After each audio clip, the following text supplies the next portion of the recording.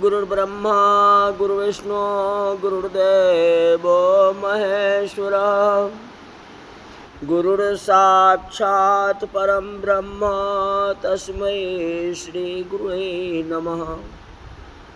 आज भागवत की कथा में नंद बाबा सभी के साथ प्रेम था, चाहे छोटा हो या बड़ा, सबके साथ प्रेम करते थे।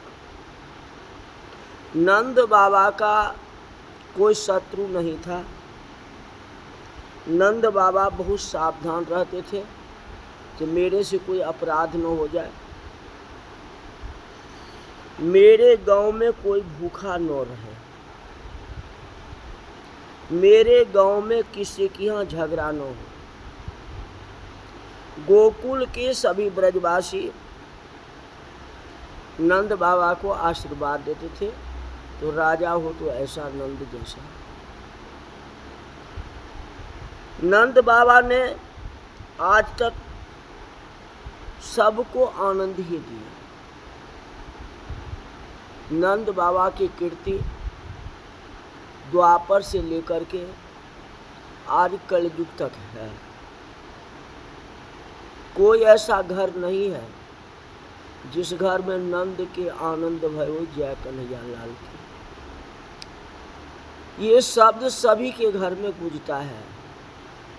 एक छोटे से बच्चे भी हो, वह भी ये बात जानते, नंद के आनंद में। ये पोयम, ये भजन, ये कीर्तन सबके जिह्वा पर बसी हुई है। कीर्ति करो तो नंद बाबा जैसे कीर्ति करोगे तो परमानंद को पाओगे। जिन ढूंढा तिन पायो। अगर ढूंढोगे, प्रयास करोगे तब ना, नहीं प्रयास करोगे कुछ भी नहीं होगा। मानव का जन्म दूसरों को सुख देने के लिए हुआ, अपना सुख के लिए जन्म नहीं हुआ। इस बात को सदा ध्यान में रखो। आप विवाह करते हो, पत्नी के बंधन में बंध जाते हो, फिर बच्चे की बंधन में बंध जाते हो। एक परिवार हो या 5 परिवार हो, सबका भरण पोषण आपको ही करना पड़ता है। जैसे परिवार का भरण पोषण करते हैं, वैसा हमारा विश्व भी है, अपना परिवार है। जितना कर सके उतना करो। जीवन जो है अर्पण के लिए बना है। सुखी जीवन बिताने के लिए हम संसार में नहीं आए। सुख कहीं नहीं। सुख उन भगवान के चरणों में है।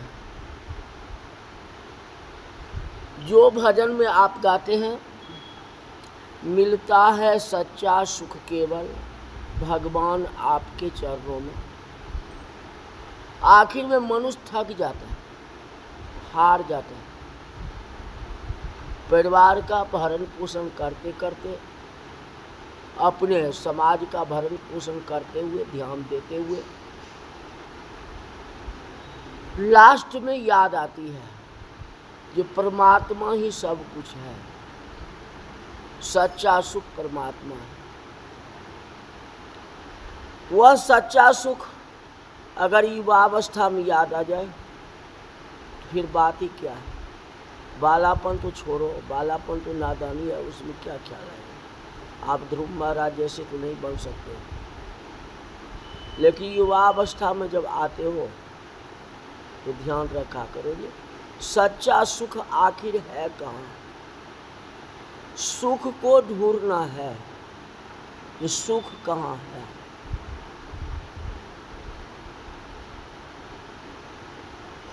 कहते महत्व बहुत है।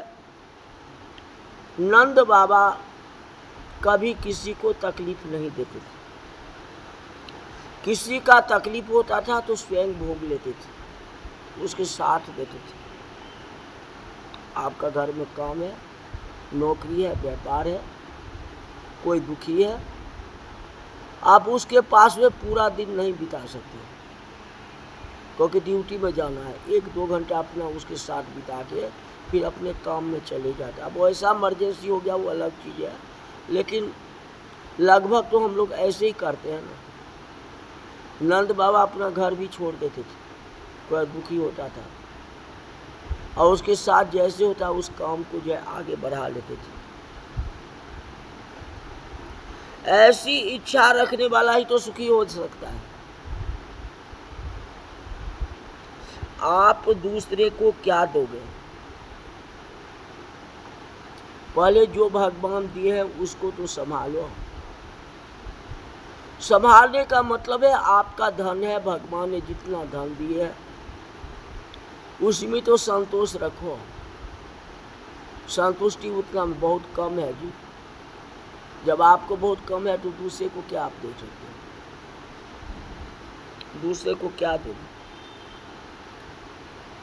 जो आपका मिला है उसी में सुखी रहो और जहाँ तक हो किसी को मदद करो। ये संसार जो है कर्म भूमि है, कर्म करने के लिए भगवान भेजे हैं और कोई काम नहीं है।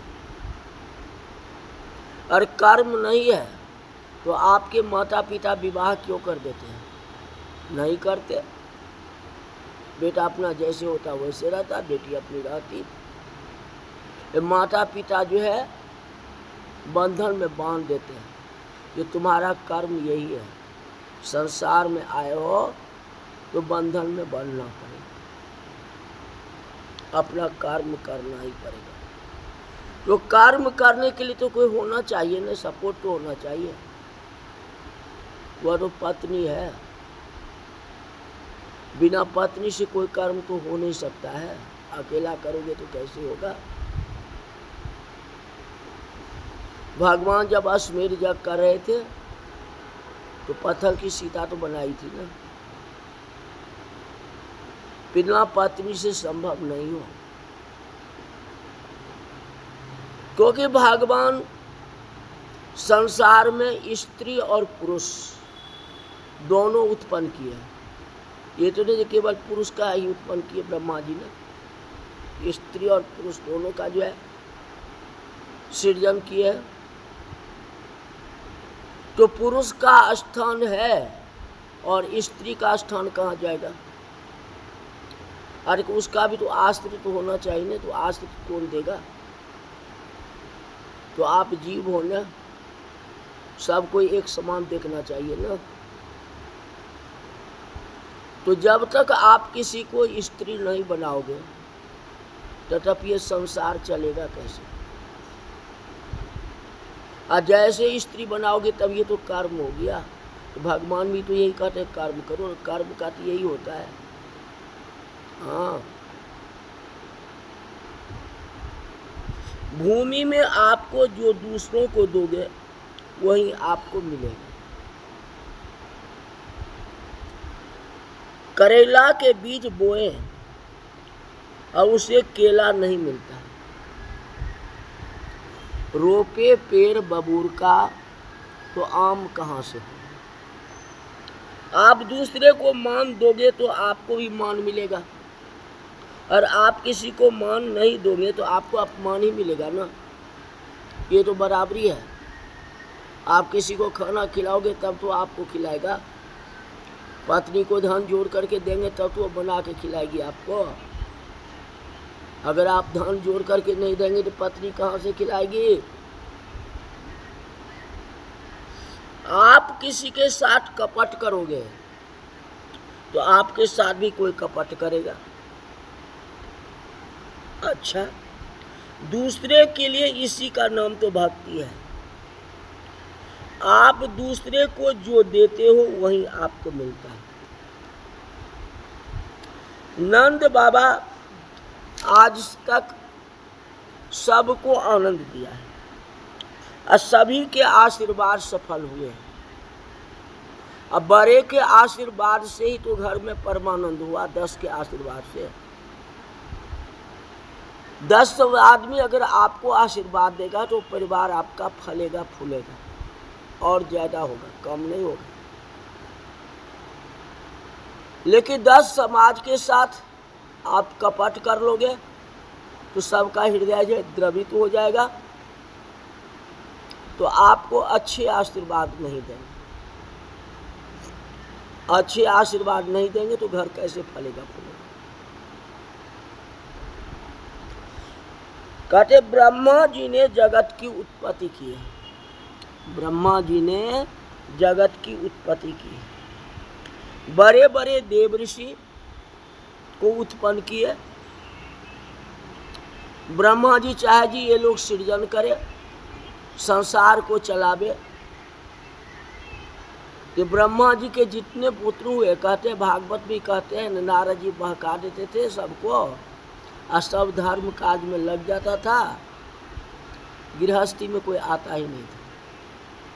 तो बाद में जाके मनु और शत्रुपा को प्रकट किए। पहले तो देव ऋषि इत्यादि को उत्पन्न किए, तो सबके सब तो भक्ति में लग गए। जब मनु शत्रुपा आए हैं तब ठीक ठाक से जो है ये संसार का सृजन हुआ है। ब्रह्मा जी को संतोष नहीं। बहुत से ऋषियों ने ब्रह्मा जी को ऐसा कहा, जो आपके संसार का जो होने वाला है सो होगा। हम तो पर्वत की गुफा में बैठ करके अपना तपस्या करेंगे, मेरे को संसार से कोई मतलब ही नहीं है। जैसे आजकल बेटा बाप को जवाब दे देता है, वैसे जो ऋषि लोग जो है वो कहते मेरे को उससे कोई मतलब नहीं, मैं तो भगवान की तपस्या करूँगा। क्योंकि ब्रह्मा जी का संस्कार तो पुत्र में आएगा ही। जब ब्रह्मा जी संस्कारी थे तो पुत्र संस्कारी कैसे नहीं होंगे। तो पुत्र भी तो सही कहा, जब भगवान ही सर्वोपरि है, हम गुफाओं में जाके तपस्या कर लेंगे, लेकिन गृहस्थी में नहीं आएंगे। ब्रह्मा जी को ठीक नहीं लगा, संतुष्टि नहीं हुई। जिस देश में जन्म हुआ है, जिस समाज में जन्म हुआ है, उस देश के समाज को सुखी करने की इनको इच्छा ही नहीं। ये कहते हम अपना ही कल्याण करेंगे, पर्वत की गुफा में रहेंगे। जगत का जो होने वाला है सो हो, हमें क्या लेना देना है। ब्रह्मा जी को ऐसा लगा कि ये ऋषि भी स्वार्थी है, दूसरे के लिए कुछ करने की इनको इच्छा ही नहीं होती, तो अपना कल्याण करना चाहते हैं। साधु उसको कहते हैं जो दूसरे का कल्याण करता है, और जो अपना ही कल्याण करता है उसे साधु कैसे कहा जाएगा। ऋषियों ने जब ऐसा कहा कि जो पर्वत की गुफा में बैठ के हम लोग तपस्या करेंगे, तो ब्रह्मा जी को ठीक नहीं लगा। कहते मेरे संसार को कौन सुखी करेगा। ब्रह्मा जी ने जब मानव को बनाया तब ब्रह्मा जी की शांति मिली। मानव ने दूसरों को सुखी करेगा। मानव का सुख भोगने के लिए नहीं है। ब्रह्मा जी ने आपको संसार में भेजे हैं, सृजन करने के लिए भेजे हैं, सृष्टि रचना करने के लिए भेजे हैं। आपका कर्तव्य है जो संसार को बसाओ, और संसार में जो है उसकी सेवा करो। मानव का जन्म तो इसीलिए हुआ है। बैरागी मत बनो, पुजारी बनो। यदि मानव का तन मुझे मिले तो इन चरणों की पुजारी बनो, भगवान की पुजारी बनो, और संसार को एक नज़र से देखो। जैसे जीव आप हो वैसे संसार में सब है। नंद बाबा सभी को सुख देते हैं, जैसा सुख दे रहे हैं वैसे ही अपनाओ, सब कोई नंद बन जाओ तो आनंद हो जाएगा। नंद के आनंद बने भयो तो नंद से आनंद भयो। नंद के जन्म लेने से हम लोगों को आनंद हुआ। ये कौन है? नंद को नहीं कहो, नंद से आनंद भाई, जो भगवान का जन्म हुआ मथुरा वृंदावन में। जो मथुरा वृंदावन वासी धन्य होगा। हाँ, तो अभी तो मथुरा वृंदावन मन नहीं रहता है, ये चलो वृंदावन। हाँ, सबको सुख देना बड़ा कठिन है, अशक जैसा है। आप सबको सुख भले ही न दो, आप किसी को दुख न दिया। नंद बाबा तो सभी को नंद बाबा की आशीर्वाद सबको मिले, सबका आशीर्वाद प्राप्त करना कठिन है। किसी का श्राप न लगे, उस श्राप से बचना है। श्राप से बचने के लिए हमें जो है कर्तव्य करना है, किसी को दुखी नहीं करना। और सांप के ऊपर पैर रख दोगे तो सांप काटेगा ही ना, तो आप किसी को दुख दोगे तो श्राप देगा कि नहीं? सब नहीं देता। तो जिसको आप तकलीफ दोगे, दुख दोगे, वह तो आपको काटेगा ही, श्राप देगा ही। बराबर सावधान रहो। ब्रजवासी में जितना आनंद हुआ उतना आनंद हमारे सभी घरों में होता है। घर घर में वह बधाई होना चाहिए। और जन्माष्टमी के दिन सबके घर में प्रेम उल्लास के साथ कृष्ण जन्म महोत्सव मनाइए।